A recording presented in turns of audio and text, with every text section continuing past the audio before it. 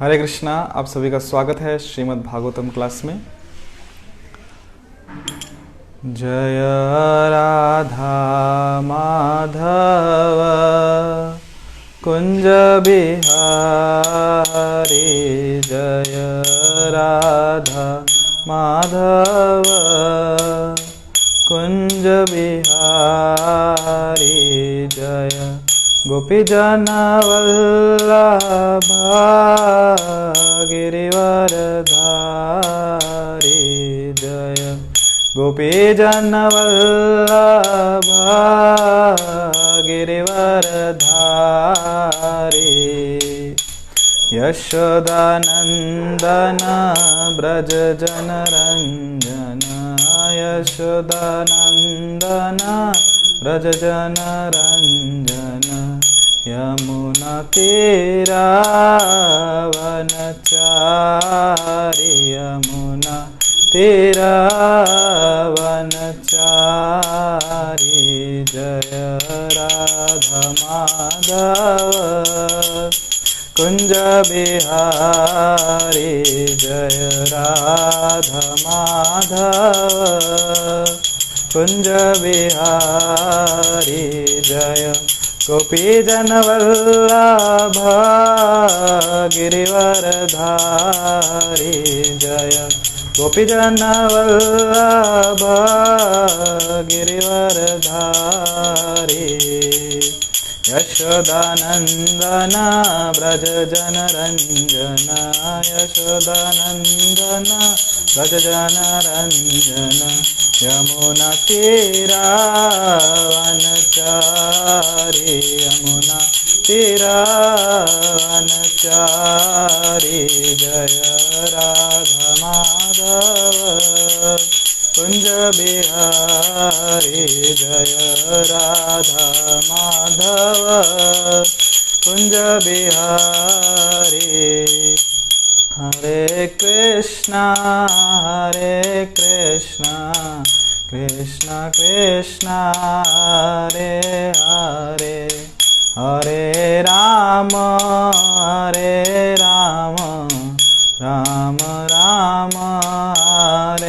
हरे, हरे कृष्णा कृष्णा कृष्णा हरे हरे, हरे राम राम राम हरे हरे, हरे कृष्णा कृष्णा कृष्णा हरे हरे, हरे राम राम राम हरे हरे, हरे कृष्णा कृष्णा कृष्णा हरे हरे, हरे राम राम राम हरे हरे, हरे कृष्णा कृष्णा कृष्णा हरे हरे, हरे राम राम राम हरे हरे, हरे कृष्णा कृष्णा कृष्णा हरे हरे, हरे राम राम राम हरे हरे,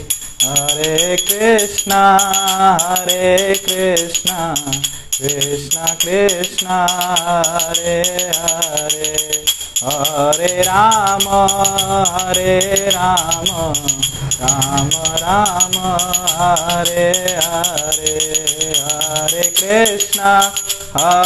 कृष्णा कृष्णा कृष्णा हरे हरे,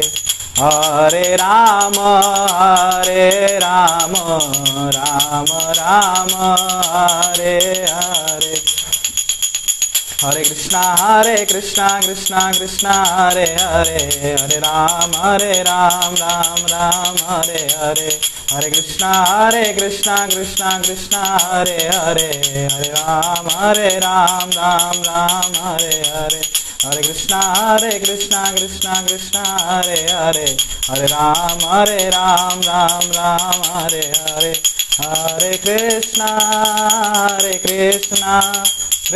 कृष्णा हरे हरे, हरे Ram Ram Ram Hare Hare, Hare Krishna, Hare Krishna, Krishna Krishna, Hare Hare, Hare Rama, Hare Rama, Rama Rama, Hare Hare.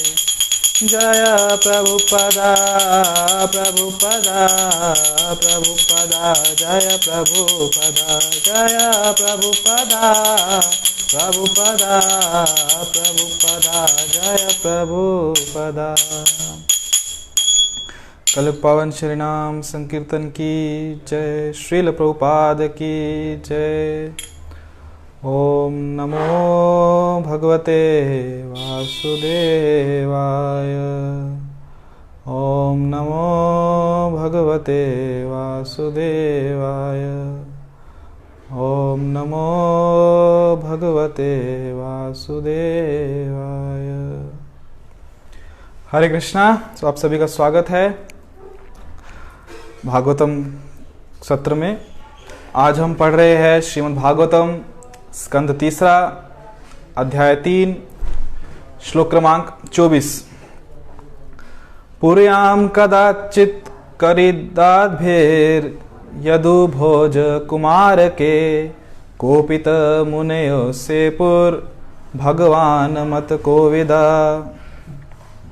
अनुवाद शब्दशार्थ। पुर्याम, पुर्याम अर्थात द्वारकापुरी में, कदाचित एक बार, क्रीड़ित भी क्रीड़ाओं द्वारा, यदु यदुवंशी, भोज भोज के वंशज, कुमार के राजकुमारों द्वारा, कोपिता क्रुद्ध हुए, मुनियों ने, शेपु शाप दिया, भगवत भगवान की, मत इच्छा, कोविद जानकार। अनुवाद। एक बार यदुवंशी तथा भोजवंशी राजकुमारों की क्रीड़ाओं से महामुनिगण क्रुद्ध हो गए तो उन्होंने भगवान की इच्छा अनुसार उन राजकुमारों को शाप दे दिया। तात्पर्य। कृष्ण कृपा मूर्ति श्री श्रीमद् अभय चरणारविंद भक्तिवेदांत स्वामी श्रील प्रभुपाद जी द्वारा भगवान के वे संगी जो कि यदु तथा भोज वंशों के राजकुमारों की भूमिका निभा रहे थे, सामान्य जीव ना थे। ऐसा संभव नहीं कि वे किसी संत पुरुष या मुनि का अपमान करते या मुनिगण जो कि भगवान के शुद्ध भक्त थे, पवित्र यदु या भोज वंशों में उत्पन्न राजकुमारों की किसी प्रकार की क्रीड़ा पर क्रुद्ध होते, क्योंकि स्वयं भगवान इन्हीं के वंशज के रूप में अवतरित हुए थे। मुनियों द्वारा राजकुमारों का शापित होना क्रोध प्रदर्शन के लिए भगवान की एक दिव्य लीला थी। राजकुमारों को इसलिए शाप दिया गया था कि लोग जान सके कि भगवान के वंशज भी भगवान के महान भक्तों के कोपभाजन हो सकते हैं, जिन्हें प्रकृति के किसी भी कार्य द्वारा कभी भी विनष्ट नहीं किया जा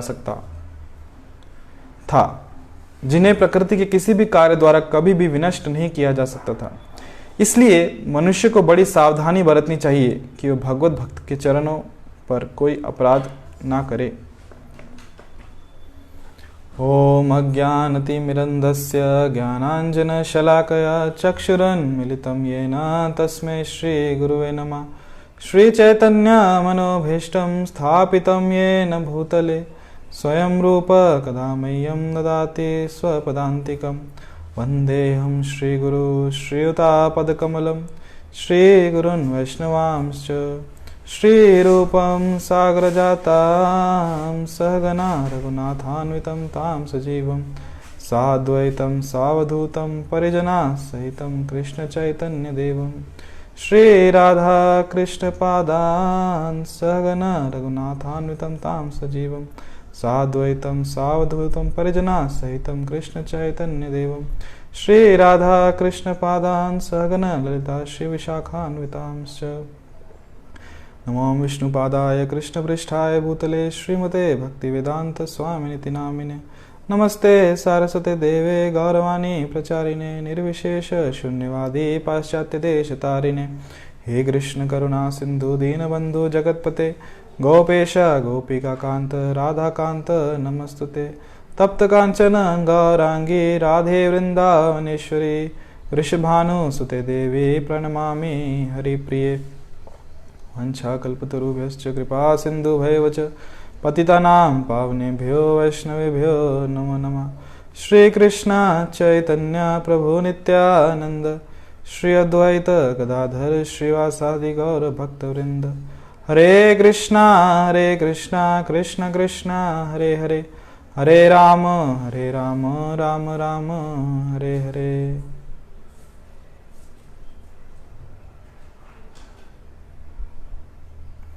हरे कृष्णा, आप सभी भक्तों का स्वागत है आज के श्रीमद् भागवत कक्षा में।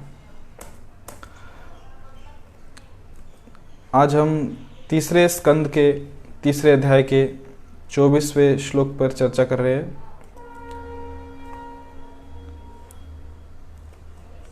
इसका एक बार हम फिर से अनुवाद पढ़ते हैं।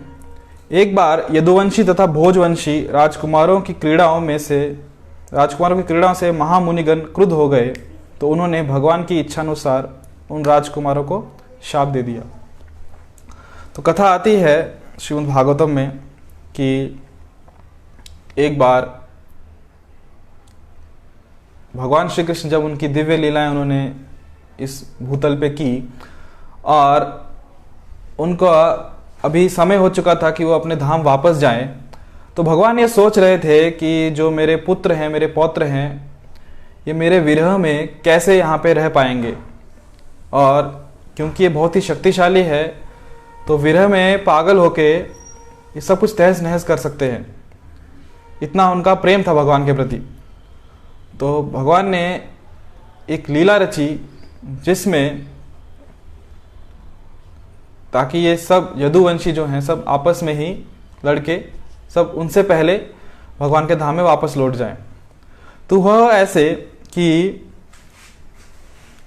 जो एक बार सांब, प्रद्युम्न, ये सब भगवान के पुत्र पौत्र वो सोचने लगे कि हम तो राजकुमार हैं, हम तो बहुत ही हम सही मायने में बहुत धार्मिक कार्य करते हैं। तो उन्होंने सोचा चलो ये जो समाज में साधु लोग हैं ये कुछ करते नहीं हैं, तो इनका थोड़ा मजाक उड़ाया जाए। तो वो गए, वहाँ पे नारद मुनि थे, पर्वत मुनि थे, तो उन्होंने सोचा चलो इनके साथ कुछ मस्ती करते हैं, इनका मजाक उड़ाते हैं। तो उन्होंने क्या किया, जो सांब था उसके पेट में उसको ढक के इसको थोड़ा सा मोटा करके लेके गए, ये दर्शाते हुए कि वो अभी प्रेग्नेंट है, यहाँ पे अभी इसको गर्भ धारण किया है उसने। और वो जाके उनको पूछने लगे मुनियों को कि आप त्रिकालदर्शी हैं, कृपया बताएं कि इनको पुत्र होगा, इस जो स्त्री है इसको पुत्र होगा या पुत्री होगी। तो मुनिगण समझ गए कि ये मजाक करने आए हैं यहाँ पे, तो क्रुद्ध होकर उन्होंने उनको शाप दे दिया कि ना तो पुत्र होगा ना पुत्री होगी, इसमें से एक लोहे का एक गोला निकलेगा जो तुम सब यदुवंशियों का विनाश का कारण बनेगा। जब ऐसा शाप उन्हें मिल गया तो घबरा कर वो महाराज उग्रसेन के पास गए और उन्हें बताया कि ये लोहे का जो गोला है ये शाप के कारण आया है। तो महाराज उग्रसेन ने कहा कि आप एक काम कीजिए, इसको पूरा चूर करके, चकनाचूर करके इसको समुद्र में डाल दीजिए। तो ऐसे ही किया गया, उसे एकदम पाउडर फॉर्म में कर दिया गया, परंतु एक छोटा सा टुकड़ा रह गया और बाकी सब तो पूरा तहस नहस हो गया, सबको समुद्र में डाल दिया गया। तो समय बीतता गया, सब यदुवंशी एक बार प्रभास क्षेत्र में गए। प्रभास क्षेत्र में जाके उन्होंने काफ़ी, भगवान की इच्छा थी तो वहाँ गए प्रभास क्षेत्र में, और वहाँ पे उन्होंने काफ़ी दान धर्म किया, यज्ञ किया। और उसके बाद उन्होंने कुछ कारणवश आपस में ही झगड़ने लगे। और वो जो इस अंतिम लीला जो मौसल लीला है भगवान की, उसमें जो लोहे के जो छोटा छोटा उसके टुकड़े कर दिए थे, वो सब वहाँ पे जो बांस उगा और उसी बांस से के जो टुकड़े थे, वहाँ पे जो बांस पे जो लोहे के टुकड़े थे, उसी बांस से वो सब आपस में एक दूसरे को मारने लगे और सब वहीं से भगवधाम चले गए। और जो एक बड़ा टुकड़ा था जो और छोटा नहीं हो रहा था, तो एक शिकारी था जंगल में, उसने उसी टुकड़े को लेके अपने बाण पे लगाया, उससे अपना बाण बनाया। और जब अंतिम लीला में भगवान श्री कृष्ण एक किनारे बैठे थे, नदी के किनारे, और वहाँ पे उनका पाँव, भगवान का जो सुंदर दिव्य चरण है, उस चरण को उस शिकारी ने भ्रमित अवस्था में एक हिरन समझ लिया और शिकारी ने तीर चला दिया ये सोच के कि वो हिरन है, और वो तीर सीधा जाके भगवान के चरण कमलों में लग गया। और फिर जब वो शिकारी पास में आया और वो बहुत पश्चाताप करने लगा कि मैंने क्या कर दिया, भगवान के चरणों में तीर मार दिया, मुझे लगा हिरन था। परंतु भगवान ने उसे समझाने का प्रयास किया, नहीं ये मेरी ही लीला है, तुम प्रायश्चित मत करो, तुम शोक मत करो। और भगवान वहीं से सशरीर अपने धाम में चले गए और एक शरीर यहाँ पीछे छोड़ गए, उन लोगों को भ्रमित करने के लिए जो ये कहना चाहते हैं कि भगवान एक साधारण मनुष्य हैं। उनको भ्रमित करने के लिए भगवान एक शरीर छोड़ के चले गए। तो यहाँ भगवान ये समझाना चाहते हैं कि जो उनके प्रिय भक्त हैं उनके प्रति भगवान बिल्कुल भी अपराध स्वीकार नहीं करते। जैसे कि हम देखते हैं जो 10 नाम अपराध हैं, जो सुबह सुबह जो चैतन्य शिक्षाष्टकम है, चैतन्य महाप्रभु ने जो चैतन्य शिक्षाष्टकम के बाद जो हम 10 नाम अपराध पढ़ते हैं, तो उसमें जो पहला जो कि बहुत महत्वपूर्ण सबसे गंभीर अपराध है वो क्या है कि ऐसे भक्तों की अवज्ञा करना, ऐसे भक्तों की निंदा करना, ऐसे भक्तों के बारे में बुरा कहना जो कि हरिनाम के प्रचार में लगे हैं। ये पहला नाम अपराध है। तो ये सबसे डेंजरस, सबसे खतरनाक अपराध है कि जब हम किसी भक्तों की निंदा करते हैं, किसी भक्तों के बारे में कुछ बुरा बोलते हैं, क्योंकि भगवान को सबसे ज्यादा कष्ट देता है। भगवान के जो हृदय की बात है वो भगवान के भक्त जानते हैं, और भगवान के जो भक्त है वो हमें ये बताते हैं कि भगवान को सबसे प्रिय क्या है। भगवान को सबसे प्रिय है उनके भक्त, और भगवान के बारे में कोई कुछ बुरा बोले, भगवान उसे सह लेते हैं, उसे माफ भी कर सकते हैं, परंतु भगवान के भक्तों के बारे में यदि कोई बुरा बोले तो भगवान उसे कभी माफ नहीं करते। जैसे कि एक और उदाहरण आता है माँ यशोदा जी का, कि भगवान भक्तों से कितना प्रेम करते हैं कि जब वृंदावन में माँ यशोदा, क्योंकि वो कृष्ण से इतना प्रेम करती थी कि कृष्ण जब छोटे थे बहुत नटखट थे, इधर उधर घूमते थे, तो कृष्ण ने मटकी फोड़ते थे, तो कृष्ण कहीं आगे पीछे ना जाए और नटखट ना करें, क्योंकि माँ को बाकी सेवाएं भी थी। तो उन्होंने एक रस्सी ली, वो रस्सी जो कि गाय के पैरों को बांधी जाती है, तो वो रस्सी भगवान के उदर यानी कि पेट को बांध दी। अभी यहाँ ये समझने का प्रयास कीजिए कि भगवान को रस्सी बांधने के लिए माँ यशोदा को पहले उनको पकड़ना पड़ा। अभी भगवान को कितने लोग पकड़ना चाहते हैं? कर्मी जो लोग हैं वो अपने कर्मों के द्वारा प्रयास से भगवान को पकड़ना चाहते हैं, भगवान को हासिल करना चाहते हैं। ज्ञानी लोग जो जिनको इतना सारा वेदों का ज्ञान है, उपनिषदों का ज्ञान है, शास्त्रों का ज्ञान है, वेद पुराण सब पता है, वो ज्ञान के द्वारा भगवान को हासिल करना चाहते हैं, परंतु कभी हासिल नहीं कर पाते। ना कर्मी भगवान को हासिल कर पाते हैं, ना ज्ञानी लोग भगवान को पकड़ पाते हैं। यहाँ तक कि तपस्वी लोग, जो योगी लोग हैं, तपस्वी लोग हैं, जो इतने सालों तक तपस्या करते हैं। कैसे तपस्या करते हैं? सालों सालों तक अपनी पीठ, रीढ़ की हड्डी सीधी रखते हैं, श्वासोश्वास पे तपस्या करते हैं। वो एकदम चारों तरफ अग्नि लगा के उसके बीच में बैठ के तपस्या करते हैं। कड़ी सर्दी में, हिमालयों में हम देखते हैं कितनी कितनी सर्दी रहती है, चारों तरफ बर्फ रहती है, उसमें वो स्नान करते ठंडे पानी से। गर्मियों में रेगिस्तान में आग जलाकर आगे पीछे उसके बीच में बैठ के तपस्या करते हैं। जंगलों में जहाँ की खतरनाक विषैले सर्प बिच्छू रहते हैं, वहां पे जाके तपस्या करते हैं। सालों सालों तक कुछ खाते नहीं है, कुछ पीते नहीं है, ये उनकी तपस्या है। और कभी कभी तो सिर्फ वो प्राण पे टिके रहते हैं। तो ऐसी तपस्याओं के बावजूद ये योगी लोग भगवान को हासिल नहीं करते। इन योगी के पास बहुत ही सिद्धियां होती हैं, अष्ट सिद्धियां होती हैं, नवनिधियां होती हैं, परंतु फिर भी भगवान को हासिल नहीं कर पाते।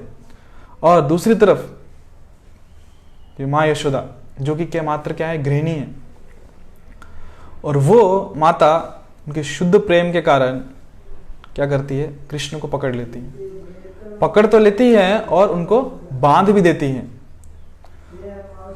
और ये जो रस्सी है, जिस रस्सी से माँ यशोदा ने इनको बांधा, कृष्ण को बांधा, वो रस्सी की क्या दर्शाती है हमें? वो रस्सी ये दर्शाती है कि वो शुद्ध प्रेम, भक्ति में प्रेम की रस्सी है वो, कि उससे हमें पता चलता है कि भगवान कैसे प्रेम के पुजारी हैं, वो कैसे प्रेम द्वारा बांधे जा सकते हैं, भक्ति में सेवा द्वारा बांधे जा सकते हैं। उन्हें हमारी तपस्या, हमारे ज्ञान, हमारे कर्मों से नहीं पकड़ सकते। इसलिए सत्यव्रत मुनि दामोदर अष्टकम में गाते हैं ना, नमस्ते दाम्ने स्फुरा दीप्ति दाम्ने त्वदीयोदरायाथ विश्वस्य धाम्ने। सत्यव्रत मुनि उस रस्सी को भी प्रणाम करते हैं, वो रस्सी जिससे माँ यशोदा ने इसको बांधा था, उदर को, भगवान के उदर को बांधा था, उसको प्रणाम करते हैं, उस रस्सी को भी, क्योंकि जो रस्सी है वो प्रेम दर्शाती है, भक्ति में प्रेम दर्शाती है, कि जिसके द्वारा हम भगवान तक पहुंच सकते हैं। भगवान कहते हैं गीता में, भक्त्या त्वनन्य शक्य अहमेव विदो अर्जुन ज्ञातुम दृष्टुम च तत्वेन प्रवेष्टुम च परंतपा। कि हे अर्जुन, केवल भक्तिमय प्रेममय सेवा द्वारा कोई व्यक्ति मुझे जान सकता है। जैसा कि मैं अभी आपके सामने खड़ा हूं, ऐसा कोई व्यक्ति वही जान सकता है जिसके पास मेरे लिए शुद्ध प्रेम है, और वही व्यक्ति मुझे समझ सकता है, अन्यथा मुझे समझना संभव नहीं है। भगवान को समझने के अलग अलग पहलू हैं, परंतु जो ये अलग अलग पहलू हैं, अलग अलग प्रक्रिया द्वारा से भगवान समझ सकते हैं।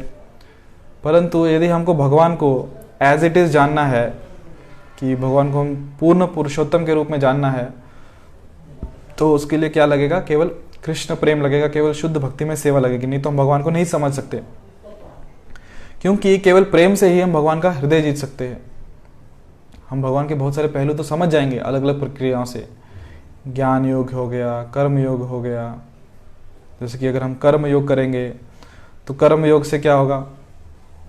हम अलग अलग कर्म करेंगे, उसके फल भगवान को अर्पित करेंगे। ज्ञान योग से क्या होगा? हमको अलग इतने सारे जो शास्त्र है समझ तो आ जाएगा, परंतु हम भगवान का जो हृदय है वो नहीं समझ पाएंगे। कब तक? जब तक कि हम भगवान की प्रेममय सेवा नहीं करते। एक और, जैसे कि अभी आज हमने ये देखा कि भगवान ने किस प्रकार मौशल्य लीला की, किस प्रकार यदुओं को शापित किया गया, वैसे ही और भी अनन्य बहुत सारे लीलाएं हैं भागवतम में वर्णित हैं। जैसे कि एक और है दुर्वासा मुनि और अम्बरीश महाराज का, कि ये आता है, विवरण आता है, वर्णन आता है कि एक बार अम्बरीश महाराज एकादशी व्रत का पालन कर रहे थे, और एकादशी निर्जल व्रत पालन कर रहे थे, और अगले दिन सुबह जबकि पारण का समय था, दुर्वासा मुनि वहां पे आ गए। और जब दुर्वासा मुनि वहां पे आए तो अतिथि देवो भव, अतिथि का सत्कार करना चाहिए, तो उनके स्वागत के लिए उन्होंने बुलाया, उन्हें स्वागत किया उनका, और उन्हें कि आप स्नान कीजिए और फिर हम आने के बाद प्रसाद लेंगे साथ में। दुर्वासा मुनि चले गए स्नान के लिए, परंतु पारण का समय बीत रहा था, तो अभी क्या कहे, उपवास कैसे तोड़े? क्योंकि पारण के समय पे ही उपवास तोड़ा जाता है एकादशी का। तो एक बार अगर पारण समय बीत गया तो फिर एकादशी नहीं तोड़ सकते। तो अम्बरीश महाराज जी ने क्या किया? केवल चरणामृत जल ग्रहण किया, जिससे कि उनका निर्जल उपवास तो टूट गया, परंतु एकादशी उपवास नहीं टूटा। तो जब दुर्वासा मुनि को यह पता चला कि उन्होंने मेरे बिना ही जल ग्रहण कर लिया, तो बहुत क्रुद्ध हो गए, और उन्होंने वहीं पे अम्बरीश महाराज को मारने हेतु एक राक्षस प्रकट किया, असुर। तो जब असुर प्रकट किया तो अम्बरीश महाराज ने कुछ नहीं किया, उस केवल हाथ जोड़ के खड़े रहे, और उनकी रक्षा हेतु, अम्बरीश महाराज की रक्षा हेतु सुदर्शन जी वहां पे प्रकट हो गए। सुदर्शन चक्र जो भगवान विष्णु के सुदर्शन हैं, वो भागे, उन्होंने राक्षस का तो विनाश कर दिया, और दुर्वासा मुनि के पीछे भागे उनको मारने के लिए। और दुर्वासा मुनि भागते भागते देवताओं के पास गए रक्षा के लिए, किसने रक्षा नहीं की? ब्रह्मा जी के पास गए, शिव जी के पास गए, सबके पास गए, परंतु कोई उनकी रक्षा करने में समर्थ नहीं था। अंततः वो भगवान विष्णु के पास गए कि कि मेरी रक्षा कीजिए, आपका सुदर्शन मुझे मारने वाला है। तो भगवान कहते हैं कि मैं भी तुम्हारी रक्षा नहीं कर सकता क्योंकि तुमने मेरे भक्त के प्रति अपराध किया है। भगवान कहते हैं साधवो हृदय मय्या साधुनाम हृदय त्वं मदन्यते न जानाति नाहतेभ्यो मनगपि। कि जो साधु व्यक्ति है, जो मेरा भक्त है, मेरे हृदय में भक्त वास करता है और भक्त के हृदय में मैं वास करता हूँ, और मेरे अलावा भक्त कुछ नहीं जानता और मैं भक्त के अलावा कुछ नहीं जानता। तो ऐसे भक्त के प्रति तुमने अपराध किया है, तो अभी इस सिचुएशन में, इस केस में मैं भी तुम्हें मदद नहीं कर सकता। अगर मेरे भक्त ने माफ कर दिया तो कुछ हो सकता है, आपको उनके ही शरण में जाना पड़ेगा। तो दुर्वासा मुनि भागते भागते आते हैं, वापस अम्बरीश महाराज के चरणों में पड़ते हैं और उनसे माफी क्षमा याचना करते हैं। और अम्बरीश महाराज भी उन्हें क्षमा कर देते हैं। एक्चुअली उन्होंने अपराध स्वीकार ही नहीं किया था, फिर भी, और उनको गले लगा लेते हैं और सुदर्शन जी वापस चले जाते हैं।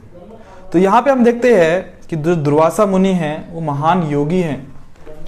उन्होंने जितनी योग तपस्या की है, जितना उनका योग बल है, शायद ही किसी का होगा।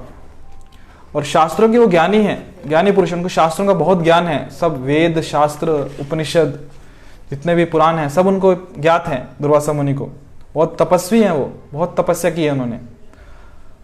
परंतु फिर भी भगवान क्या कहते हैं कि मुझे कुछ फर्क नहीं पड़ता कि आपने कितनी तपस्या की है, कितने कितने सालों तक आपने कितनी कठोर तपस्या की। भगवान कहते हैं मुझे फर्क नहीं पड़ता, आप कितने चमत्कार कर सकते हो, क्या सृष्टि की क्या रचना कर सकते हो, मुझे फर्क नहीं पड़ता। आपको कितना वेदों का ज्ञान है, कितने आपको श्लोक याद हैं, भगवान कहते हैं मुझे कुछ फर्क नहीं पड़ता।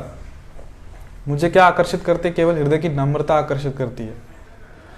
तो हमारे पास जितने भी सिद्धियां हैं या जितने भी स्किल्स हैं, हमको बहुत कुछ चीज़ें पता है, उससे हम भगवान को आकर्षित नहीं कर सकते।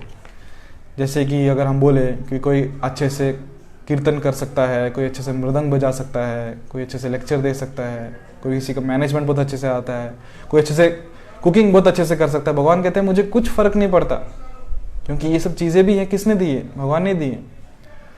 तो भगवान कहते हैं मुझे फर्क किससे पड़ता है कि भक्त के हृदय की नम्रता, तृणादपि सुनी चैन तरोरपि सहिष्णुना अमानी न मान देना कीर्तनीय सदा हरि। कि आप में नम्रता कितनी, आप में नम्र भाव कितना है, आप दूसरे को कितना सम्मान देते हो, तो वो भगवान को बहुत आकर्षित करता है, नम्रता। तो ये जो नम्रता है ये भक्त का आभूषण है, ये वो आभूषण भगवान को आकर्षित करता है। और बाकी बाह्य आभूषण भगवान को बिल्कुल आकर्षित नहीं करते, भगवान को उनसे कुछ फर्क नहीं पड़ता। तो अम्बरीश महाराज जो है उनकी पात्रता है, क्या पात्रता है भगवान की कृपा हासिल करने की, कि वो नम्र थे, और यही नम्रता ने भगवान को आकर्षित किया। चैतन्य चरितामृत में भी यदि हम देखें तो चैतन्य चरितामृत, चैतन्य महाप्रभु जो कि एक विशेष अवतार हैं, और इतने विशेष अवतार हैं कि जो भगवान श्री कृष्ण का हृदय है वो हृदय व्यक्त करते हैं। राधा कृष्ण प्रेम जो है, दिव्य प्रेम है, उसको दर्शाने के लिए श्री चैतन्य महाप्रभु इस भूतल पे आए, और श्री कृष्ण चैतन्य राधा कृष्ण नाही अन्य, कि चैतन्य महाप्रभु और राधा कृष्ण में भेद नहीं है। और जो व्यक्ति खुले विचारों वाला है और जो व्यक्ति कृष्ण भावना की इच्छा रखता है वही चैतन्य महाप्रभु को समझ सकता है। चैतन्य महाप्रभु इस भूतल पे आए, इस धरती लोक पे आए, किस लिए? ताकि जो आध्यात्मिक जगत है, उस आध्यात्मिक जगत के जो गुह्य पहलू है, जो गूढ़ रहस्य है, जो ना तो पहले किसने हमें बताए, ना आगे जाके हो सकता कोई बताएगा, तो ऐसे पहलू चैतन्य महाप्रभु आध्यात्मिक जगत के जो गुह्य पहलू है वो हमें बताने के लिए आए। और मुख्य बात क्या है कि यदि हम देखें चैतन्य चरितामृत में चैतन्य महाप्रभु के जो लीलाएं हैं वो देखें तो कि कृष्ण स्वयं की भक्त प्रेम दर्शाने आए हैं, कि भक्तों को भगवान को भक्तों से कितना प्रेम है। यदि हम चैतन्य चरितामृत पढ़ें, सुने, तो हमें उसमें देखेंगे कि बार बार भगवान यही दर्शा रहे हैं, चैतन्य महाप्रभु यही दर्शा रहे हैं कि उन्हें भक्तों से कितना प्रेम है। और जब चैतन्य महाप्रभु भक्तों की स्तुति करते थे तो ऐसा लगता था जैसे उनके हजारों मुख हैं, वो एकदम बहुत स्तुति करते थे भक्तों की। और उसमें उन्हें बहुत आनंद आता था, भक्तों की स्तुति करने में, भक्तों की स्तुति सुनने में। तो भगवान ने जब संन्यास लिया तो संन्यास के बाद भगवान वृंदावन धाम जाना चाहते थे। हालांकि भगवान काफी समय से वृंदावन धाम जाना चाहते थे, परंतु संन्यास के बाद विशेषकर भगवान वृंदावन धाम जाना चाहते थे और उन्होंने पूरी तैयारी की और वृंदावन धाम के लिए निकल पड़े। परंतु नित्यानंद प्रभु ये जानते थे कि नवद्वीप में जितने भी भक्त हैं वो चैतन्य महाप्रभु से बहुत प्रेम करते हैं और वो उनकी सेवा करना चाहते हैं और उनका संग में ही रहना चाहते हैं। तो नित्यानंद प्रभु ने क्या किया, भगवान के साथ छल किया। हालांकि आध्यात्मिक छल है, हम इसे भौतिक छल के रूप में नहीं देख सकते। भक्तों के प्रेम के लिए और भगवान की भी यही इच्छा थी। तो उन्होंने चैतन्य महाप्रभु को की साथ इस तरह व्यवहार किया, पूरी लीला ऐसे की कि चैतन्य महाप्रभु वापस नवद्वीप में आ पहुंचे। और जब चैतन्य महाप्रभु वापस वृंदावन जाने की जगह नवद्वीप आ पहुंचे तो सब भक्त लोग नवद्वीप के जितने भी भक्त थे सब बहुत खुश हो गए, सब बहुत आनंदित हो गए कि वाह, हमारे चैतन्य महाप्रभु श्री कृष्ण चैतन्य वापस गौरांग महाप्रभु वापस नवद्वीप आ गए। ये देख के सब बहुत खुश हुए, बहुत आनंदित हुए। और सची माता विशेषकर वो बहुत आनंदित हुई। सची माता जो कि भगवान चैतन्य महाप्रभु की माँ हैं,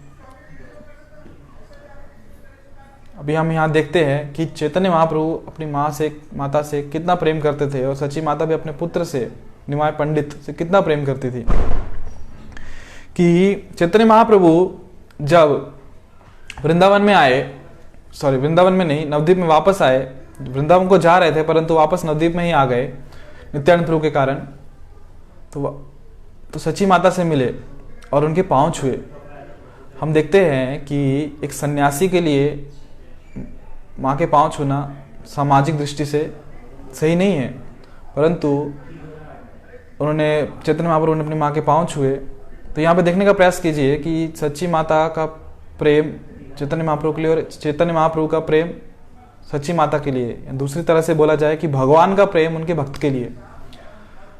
तो चैतन्य महाप्रभु ने अपना जो सर है, अपना जो शीश है, वो माँ के गोद में रख दिया और वो चैतन्य महाप्रभु का जो शीश है उसका सची माता सिर को सहलाने लगी और सची माता की आंखों से अश्रुधाराएं बह रही थी, प्रेम की अश्रुधाराएं, और वो बार बार चैतन्य महाप्रभु का। और ये जो दृश्य चल रहा है ये सबके सामने है, सब भक्त लोग वहां पे एकत्रित है, सब पब्लिक में सब चल रहा है, सब लोग देख रहे हैं। और सब लोग ही नहीं देख रहे, ये दृश्य चैतन्य चरितामृत में के पन्नों पर भी आया है। तो सबके सामने सची माता प्रेम पूर्ण अश्रु बहा रही है, चैतन्य महाप्रभु को बार बार चुंबन कर रही है। और चैतन्य महाप्रभु सची माता कहते हैं कि मैं कितना कठोर हृदय का हूं कि मैंने संन्यास ले लिया, आपको छोड़ दिया, परंतु यदि आप चाहते हो तो मैं इसका त्याग कर दूंगा, संन्यास जो आश्रम है इसका त्याग कर दूंगा और वापस आपके पास आके रहूंगा। यदि आप चाहते तो, अगर आपकी इसमें प्रसन्नता है तो मैं वापस आपके पास आके रहूंगा। परंतु सची माता कहती है नहीं।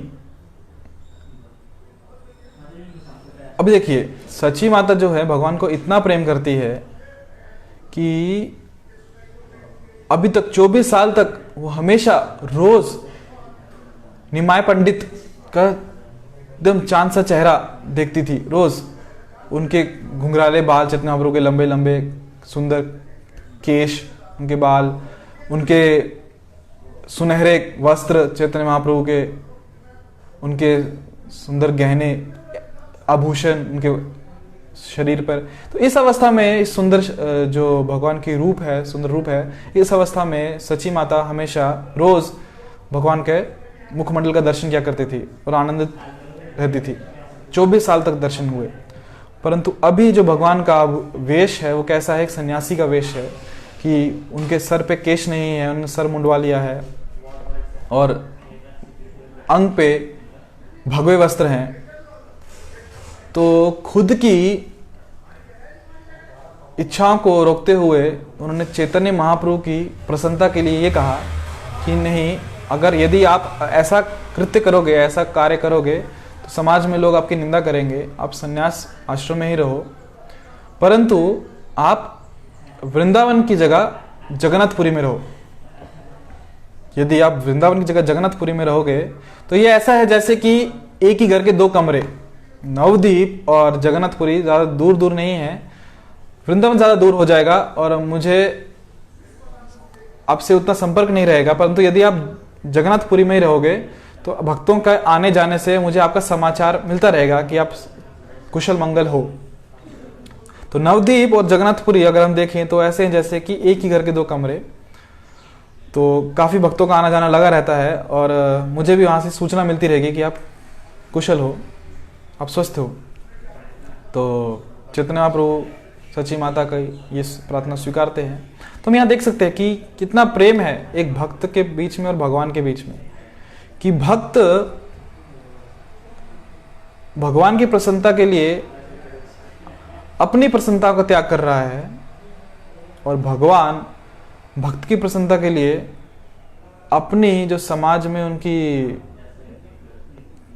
सोशल स्टेटस है या समाज में लोग उनकी निंदा भी करेंगे उसके भी फिक्र नहीं कर रहे, उसकी तरफ भी ध्यान नहीं दे रहे। किसके लिए? भक्त की प्रसन्नता के लिए। ये प्रेम है। तो भगवान भक्त से कितना प्रेम करते हैं कि बेशक भक्त की प्रसन्नता के लिए लोगों को गाली भी दे फिर भी वो भक्त को प्रसन्न करने को तैयार हैं। तो इतना प्रेम भगवान भक्त से करते हैं, इतना प्रेम चैतन्य महाप्रभु सची माता से करते हैं। तो सची माता चैतन्य महाप्रभु द्वारकापुरी जगन्नाथपुरी में रहने लगे। जगन्नाथपुरी में उन्होंने उनका हेडक्वार्टर, उनका बेस बना लिया और वहीं पे रहने लगे और वहाँ से वो जगन्नाथपुरी का प्रसाद सची माता के लिए भेजा करते थे। और वो भक्तों को कहते थे कि जब आप माता के पास जाओगे, सची माता के पास जाओगे तो उन्हें सांत्वना देना, और क्योंकि वो मेरे बहुत ही विरह में है, वो मुझसे बहुत प्रेम करती है, आप उन्हें सांत्वना देना और उन्हें बताना कि इस तिथि को, इस तारीख को, इस दिनांक को आपने भगवान को पूजा घर में अर्च विग्रह को आपने भोग लगाया था और आपने वो सब चीज़ें भोग लगाई थी जो मुझे भोजन में प्रिय हैं, और मैंने स्वयं आके वो सब चीज़ें खा ली। और जब आप भोग लगने के बाद प्रसाद लेने गए तो वहाँ पे थाली पूरी आपने खाली देखी, तो आप बहुत ही आनंदित हुई, एक्सटेसी में गए और आप साथ साथ नम्र भी हो गए और आप ये विचार करने लगे कि मैं कैसे हूँ, मैंने भगवान को खाली थाली दी, मतलब उसमें भोजन दिया ही नहीं, भोग लगाया ही नहीं, सिर्फ खाली थाली भगवान के सामने रख दी। कैसा कितना पाप कर रही हूँ मैं। और माता ने दोबारा से कुकिंग करके, दोबारा से भोग बना के दोबारा भोग लगाया भगवान को। तो ये सब चीज़ें आप सची माता को याद दिलाना, ये सब चीज़ें आप सची माता को बताना। ऐसा चैतन्य महाप्रभु उन भक्तों को कहते हैं जो कि जगन्नाथपुरी से नवद्वीप जा रहे होते हैं। तो यहाँ से हम देखिए कि भगवान चैतन्य महाप्रभु सची माता को कितना प्रेम करते हैं और भगवान भक्त को कितना प्रेम करते हैं। तो वही सची माता, जब एक बार की बात है कि भगवान सबको कृपा दे रहे होते हैं, तो उस समय वो कहते हैं कि सची माता को कृपा नहीं दूंगा, सची माता भगवत धाम नहीं जाएंगी।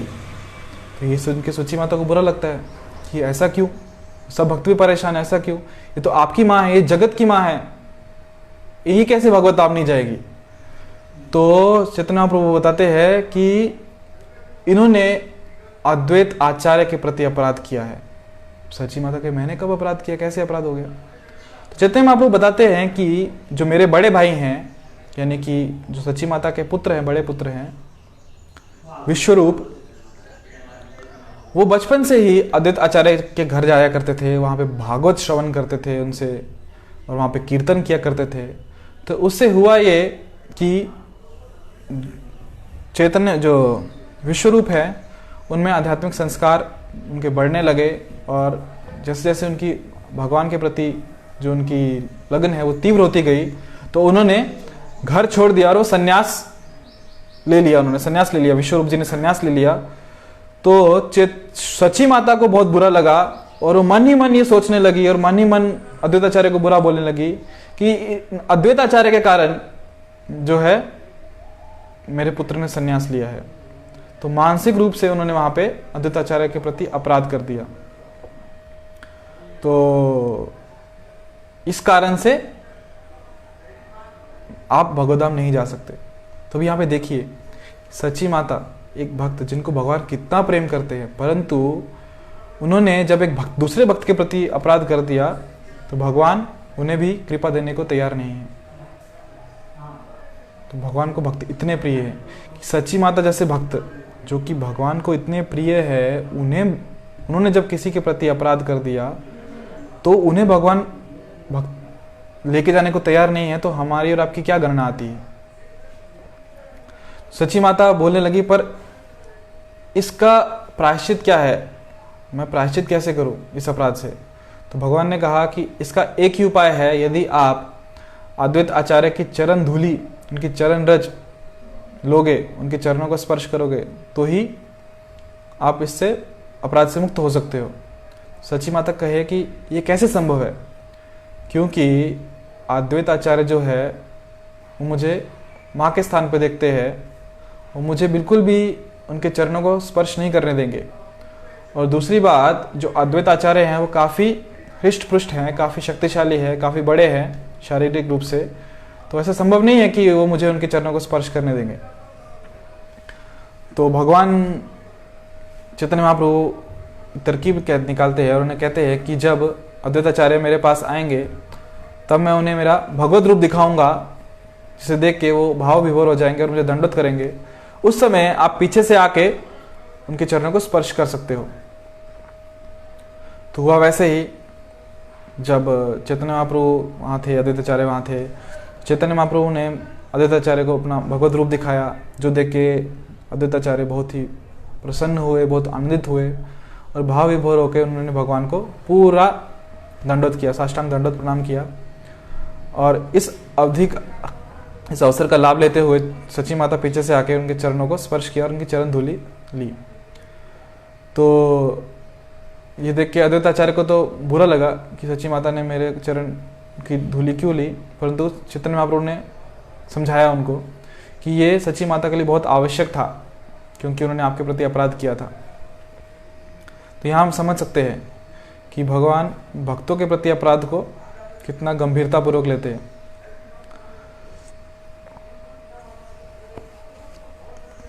हरि स्थाने अपराधे हरि नाम उद्धार, भक्त स्थाने अपराधे नाही के निदार। कि यदि हम भगवान के प्रति अपराध कर दे तो हरिनाम से उद्धार हो सकता है, परंतु भक्त के प्रति अपराध किया तो कुछ उपाय नहीं है उसका, तो उद्धार नहीं होता। और भी यदि हम देखें तो चैतन्य चरितामृत में वर्णन आता है गोपाल चपल का। गोपाल चपल एक काफ़ी विद्वान पंडित थे नवद्वीप में ही। और जब चैतन्य महाप्रभु, अद्वैताचार्य, श्रीवास ठाकुर, सब लोग श्रीवास आंगन में श्रीवास ठाकुर के घर पे रात को कीर्तन किया करते थे। दिन को तो कीर्तन करते ही थे, रात को भी कीर्तन करते थे। इतना वो हरिनाम में इतना रुचि था। तो जब वो कीर्तन करते थे तो सबको उनके घर में नहीं अंदर आने देते थे। सिर्फ जो शुद्ध भक्त थे, जो भगवान के पार्षद थे, जिनका हरिनाम में रुचि थी, वही भक्त लोग वहाँ पे कीर्तन किया करते थे। और जब गोपाल चप्पल ने देखा कि उन्हें नहीं अंदर आने दिया जा रहा, तो उन्हें उनके ज्ञान पे अभिमान था कि मैं इतना बड़ा पंडित और मुझे नहीं अंदर आने दे रहे लोग। तो उन्होंने झूठी अफवाहें उड़ाना चालू कर दी। सबको कहते थे कि देखिए ये भिखारी लोग, दिन भर कुछ खाने को मिलता नहीं है, भूखे पेट रात को चिल्लाते रहते हैं, ये दिखाते हैं लोगों की ये कितना बड़े भक्त हैं, कीर्तन कर रहे हैं, परंतु मुझे पता है अंदर क्या करते हैं। अंदर स्त्रियां हैं, उनके साथ अवैध संग कर रहे हैं, हो सकता है अंदर जुआ भी खेल रहे हो या नशा पान कर रहे हो, इसलिए हमको अंदर नहीं आने देते। और ऐसे स्त्रियों की तरह, बच्चों की तरह कीर्तन करते रहते हैं। नृत्य करते रहते हैं, गान करते रहते हैं। तो ऐसे वो झूठी अफवाहें श्रीवास ठाकुर के बारे में और भक्तों के बारे में फैलाते थे। तो एक बार ईर्ष्यावश गोपाल चप्पल ने क्या किया, कुछ जो तंत्र विद्या का जो सामग्री है वो सामग्री जाके रात को गोपाल चप्पल ने श्रीवास ठाकुर के घर के सामने रख दिया। प्रातः भोर के समय जब श्रीवास ठाकुर बाहर आए और उन्होंने देखा कि क्या सामग्री घर के बाहर पड़ी है, तो उन्होंने सबको बताया, देखो देखो, आप लोगों को लगता था कि मैं बहुत बड़ा भक्त हूं, परंतु देखो आज राज खुल गया, आज सबको पता चल जाएगा कि मैं क्या हूं, एक ढोंगी हूं, मैं तंत्र विद्या करता हूं, दुर्गा की जो काली की पूजा है वो सब करता हूं मैं। तो ये सामग्री से आप सब पहचान सकते हो। परंतु किसी ने भी श्रीवास ठाकुर का विश्वास नहीं किया, क्योंकि वो जानते थे कि ये भक्त हैं। और ऐसे पापमय कृत्य से, ऐसे भक्तों के प्रति अपराध से करने से क्या हुआ, गोपाल चप्पल के पूरे शरीर पे कोढ़ आ गया, कोढ़ नामक त्वचा रोग हो गया। और समय बीतता गया, वो बहुत तकलीफ में रहने लगे गोपाल चप्पल। उनको उनके घर से तो क्या, उनको उनके गांव से ही निकाल दिया लोगों ने, क्योंकि उनको चमड़ी का रोग हो गया था, उनको त्वचा का रोग हो गया था। और जब वो उनको निकाल दिया गया तो गंगा के किनारे रहते थे वो, और बहुत तकलीफ में उनका जीवन चल रहा था। कुछ दिनों के बाद एक बार चैतन्य महाप्रभु गंगा के किनारे किनारे चल रहे थे, और जहाँ पे गोपाल चप्पल थे वहीं से होते हुए चैतन्य महाप्रभु गए, और चैतन्य महाप्रभु को देख के ये गोपाल चप्पल उनके चरणों में गिर गए और उनसे माफ़ी मांगने लगे, उनसे क्षमा याचना करने लगे कि हे भगवान, मुझे माफ़ कर दो, मुझे क्षमा कर दो, मेरी क्या अवस्था हो गई है, कितनी बुरी हालत हो गई है। चैतन्य महाप्रभु एकदम आग बुबला हो गए, बहुत क्रोध में आ गए, और उनकी आंखें भी लाल हो गई, और गुस्से में उन्हें बोले, नहीं, तुम बहुत पापी व्यक्ति हो, तुम इसी तरह जन्मों जन्मों तक सड़ते रहोगे, जन्मों जन्मों तक तकलीफ में रहोगे, तुम्हें कोई कुछ क्षमा नहीं मिलेगी। और चैतन्य महाप्रभु गुस्से में आगे चले गए। और उस समय फिर गोपाल चप्पल बहुत ही त्रस्त हो गए, बहुत ही पश्चाताप करने लगे, बहुत ही रोने लगे, बहुत ही विलाप करने लगे कि हाय हाय, मैंने क्या कर दिया, मैंने एक भक्त के प्रति अपराध कर दिया। श्रीवास ठाकुर जो कितने महान भक्त है, मैंने मेरे ज्ञान के घमंड में मैंने ईर्ष्यावश के प्रति अपराध कर दिया। अभी मेरे लिए कुछ भी उपाय नहीं है, मैं ऐसे ही सड़ता रहूंगा जन्मों जन्मों तक। और इस तरह वो एकदम विनम्र भाव में आ गए गोपाल चप्पल। और जब वापस आते समय चैतन्य महाप्रभु गंगा के किनारे उसी रास्ते से वापस आए, तो गोपाल चप्पल वापस उनके चरणों में गिर पड़े। हे भगवान, मैं बहुत ही घिनौना व्यक्ति हूँ, मैंने बहुत अपराध किया, जो मुझे सजा मिल रही है वो कुछ भी नहीं है उस अपराध के आगे जो मैंने किया। मुझे बहुत सजा मिलनी चाहिए थी, परंतु कुछ भी नहीं मिल रही है, मैं बहुत ही सजा का योग्य हूँ। तो जब भगवान ने उनकी नम्रता देखी चैतन्य महाप्रभु ने, तो उन्होंने करुणावश उन्हें कहा कि जाओ श्रीवास से जाकर क्षमा मांगो, यदि उसने तुम्हें क्षमा कर दिया तो मैं भी क्षमा कर दिया, ऐसा समझो। गोपाल चप्पल जाते हैं श्रीवास ठाकुर के पास और उनसे क्षमा याचना करते हैं कि मुझे क्षमा कर दो, मैंने आपके चरणों में बहुत अपराध किया है। श्रीवास ठाकुर, जिन्होंने हालांकि उनकी जो अपराध है वो स्वीकार ही नहीं किया था, उन्होंने अपराध लिया ही नहीं था उनका, क्योंकि भक्त कभी किसी का अपराध नहीं लेते। तो बाद में जैसे समय बीता उनका, उसी समय वो जो कोढ़ रोग था, कुष्ठ रोग था, वो भी चला गया और वो भी आगे चल के भक्त बन गए। तो यहाँ पे भी हम देख सकते हैं कि भगवान के प्रति अपराध हो तो भगवान माफ कर देते हैं, परंतु भक्त के प्रति अपराध भगवान बिल्कुल क्षमा नहीं करते, उसे बहुत गंभीरता पूर्वक लेते हैं। तो हमें बहुत ही संभल के भक्तों के संग में बिना कोई अपराध किए उनकी सेवा करनी चाहिए। एक और उदाहरण आता है, चैतन्य भागवत में आता है कि देवानंद पंडित जो हैं बहुत ही बड़े विद्वान थे, भागवत कथाकार थे, वो कथा करते थे। एक बार उनकी कथा में श्रीवास पंडित जी पहुंच गए, और जब श्रीवास पंडित वहाँ पे कथा श्रवण कर रहे थे तो भगवान की कथा सुनते हुए एकदम वो भाव विभोर हो गए और आनंदित हो गए, इतना आनंद में हो गए कि वो वहीं पे भाव विभोर होने के कारण वहीं पे मूर्छित हो गए। और उनकी मूर्छित अवस्था देख के सबको ये लगा कि ये क्या व्यक्ति ढोंग कर रहा है, क्या उल्टी सीधी हरकतें कर रहा है, और सब ने उनको उठाकर बाहर फेंक दिया। और क्योंकि उन्होंने भक्त के प्रति अपराध किया, तो कई कई सालों तक देवानंद पंडित जी को कृष्ण के प्रति कुछ प्रेम नहीं जागृत हुआ। और बाद में जब देवानंद पंडित ने श्रीवास ठाकुर जी से क्षमा याचना की, तब जाके उन्हें श्रीवास ठाकुर की कृपा मिली और भगवान चैतन्य महाप्रभु की कृपा मिली, और तब जाके उन्हें कृष्ण प्रेम मिला। तो हम देखते हैं इन सभी जितने भी भगवान लीला की, ऐसी बहुत सारी लीलाएं हैं कि जहाँ भगवान दर्शाते हैं कि भक्त भगवान को कितने प्रिय हैं। तो कृष्ण बार बार इसी चीज़ पे जोर देते हैं कि मेरे भक्त मुझे कितने प्रिय हैं। इसमें हम सुबह सुबह गाते हैं, यस्य प्रसादात् भगवत प्रसादो यस्य प्रसादान्न गति कुतोपि, कि जो गुरु हैं, जो वैष्णव हैं, उनका प्रसाद यदि हमें मिले, मतलब हमें भगवान का प्रसाद मिला है। अर्थात भगवान का प्रसाद यदि पाना है तो हमें गुरु और वैष्णव की कृपा से ही मिल सकता है। और यदि गुरु और वैष्णव उनकी कृपा ना दें, यदि हम उनके प्रति अपराध कर दें, तो हम सृष्टि में कहीं पे भी चले जाएं, हमारी कुछ गति नहीं, हमें कुछ आश्रय नहीं है। जैसे कि हम देखते हैं कि दुर्वासा मुनि, उन्होंने जब भक्त के प्रति अपराध किया, सृष्टि में कहाँ कहाँ नहीं गए, सब जगह चले गए। उनकी जो सिद्धि थी, योग सिद्धि थी उनके पास, सृष्टि में बहुत जगह गए, तीनों लोक में गए, पर कहीं पे भी उन्हें आश्रय नहीं मिला, कहीं पे भी उन्हें सहायता नहीं मिली। क्यों? क्योंकि भक्त के प्रति अपराध किया था। यहाँ तक कि भगवान ये भी बोलते हैं, मत भक्त पूजा अभ्याधिके, कि मुझसे पहले भक्त की पूजा, कि भगवान को भक्त इतने प्रिय है, भगवान कहते हैं पहले भक्त की पूजा कीजिए।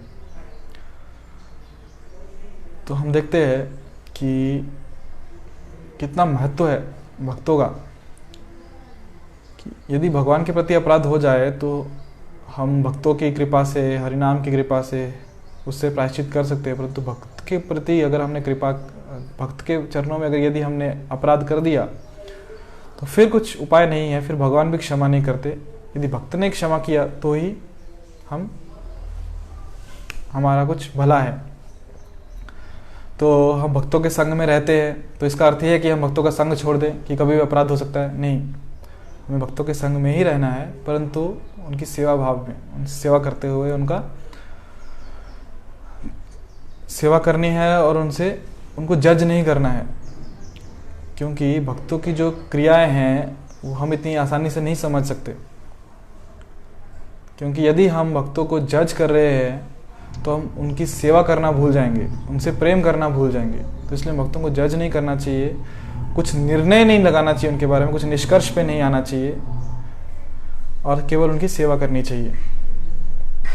तो हम देखते हैं, क्योंकि हम सब भक्तों के संग में हैं और काफ़ी समय से भक्तों के संग में रहते रहते स्वाभाविक है कि अति परिच्यात अवज्ञात, हम उनकी अवज्ञा करने लगते हैं, उनके प्रति अपराध करने लगते हैं। तो हमें ध्यान देना चाहिए कि हालांकि हम काफ़ी समय से साथ में हैं, परंतु हमें भूलना नहीं चाहिए कि वो जो व्यक्ति है जिसके साथ में मैं हूँ, वो भी भगवान का भक्त है, और भगवान को वो भी प्रिय, उतना ही प्रिय जितना कि हम हैं। तो हमें उनके प्रति अपराध नहीं करना चाहिए। जैसे कि अगर हम देखते हैं, एक घर में एक पिता के दो पुत्र हैं, और यदि एक भाई कहे अपने पिता को, पिताजी मैं आपसे बहुत प्रेम करता हूँ, और ये जो आपका दूसरा पुत्र है ये मुझे पसंद नहीं, मन करता है इसके कान के नीचे लगाऊं एक, तो पिता प्रसन्न होंगे क्या? नहीं प्रसन्न होंगे, क्योंकि वो दोनों पुत्रों से उतना ही प्रेम करते हैं। वैसे ही भगवान अपने सभी भक्तों से उतना ही प्रेम करते हैं, और भगवान को उनके भक्त बहुत प्रिय हैं। इसलिए हमें भी, क्योंकि भगवान को भक्त प्रिय हैं, इसलिए हमें भी भक्तों को अच्छे से उनकी प्रसन्नता के लिए उनकी सेवा करनी चाहिए, उन्हें प्रेम करना चाहिए, उनके प्रति अपराध नहीं करना चाहिए।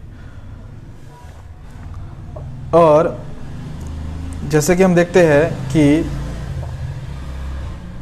भगवान ने कितने सारे उदाहरण से हमें समझाया, यदुओं के माध्यम से हमें समझा रहे हैं भगवान ने हमें यहाँ पे, हमने उदाहरण देखा देवानंद पंडित का, गोपाल चपल का, सची माता का, ऐसे अनेक अनेक उदाहरण हैं कि भगवान को बिल्कुल पसंद नहीं कि उनके भक्तों के प्रति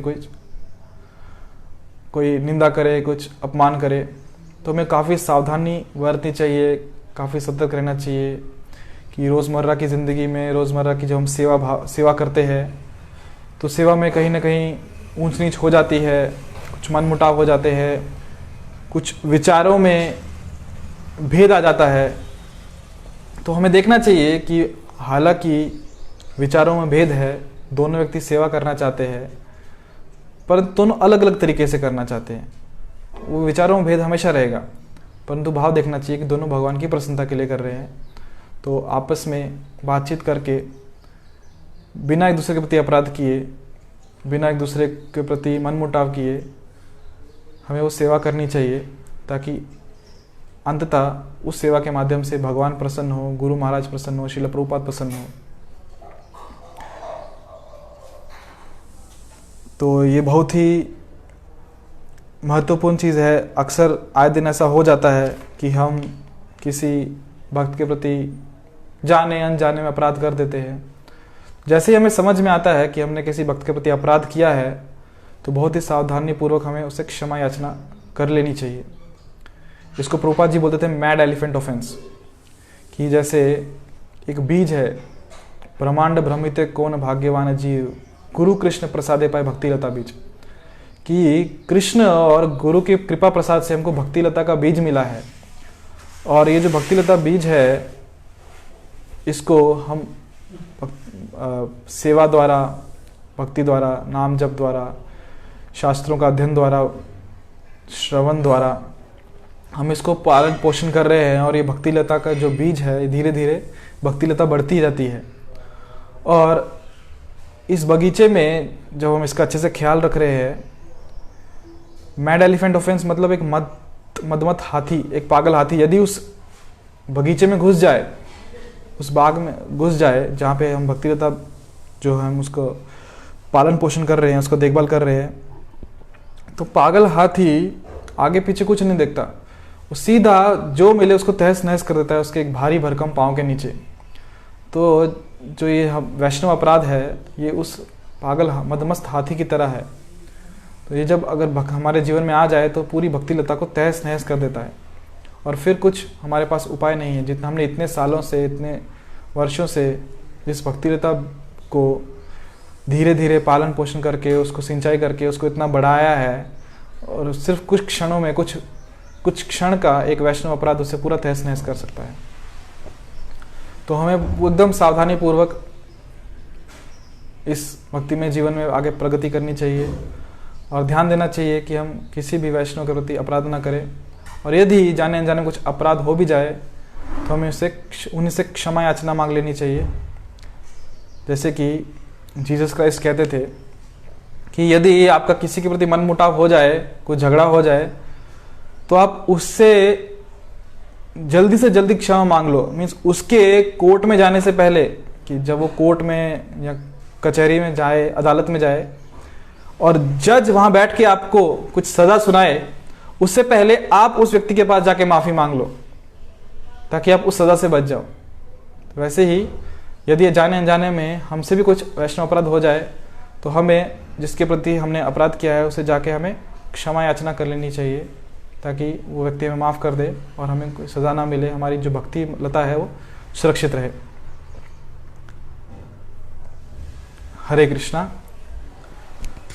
तो आप सबसे प्रार्थना करते हैं कि आप हमें भी आशीर्वाद दें, हमारे लिए भी प्रार्थना करें कि हम भी कोई वैष्णव अपराध ना करें, और भगवान से आप भी प्रार्थना कीजिए कि हम सब आपस में प्रेम पूर्वक सेवा करते रहे और इस वैष्णव अपराध से बचें। हरे कृष्णा कृष्ण कृष्ण हरे हरे, हरे राम राम राम हरे हरे। श्री भागवतम पुराण की जय, श्रील प्रभुपाद की जय। हरे कृष्ण।